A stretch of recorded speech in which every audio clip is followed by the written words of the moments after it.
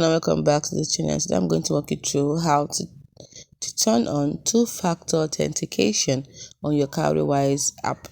So to turn this on, the first thing you need to do is launch the app and then tap on your profile icon at the top, tap on profile, you see the option for personal security and behavior, tap on security, then scroll down, you see the option for two-factor authentication that helps you add an extra layer of security.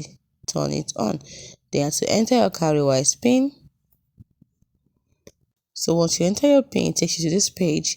We have to click on get started. Now note that two-factor authentication adds an extra layer of security to your account by generating a secure code on your device for approving transactions. So click on get started. Now you will set it up and install it.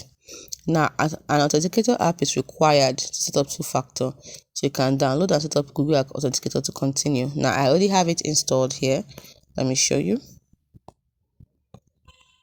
This is it. I already have it installed, so I don't need to download again. So I can just say I have it installed. If you don't have it, just tap on download.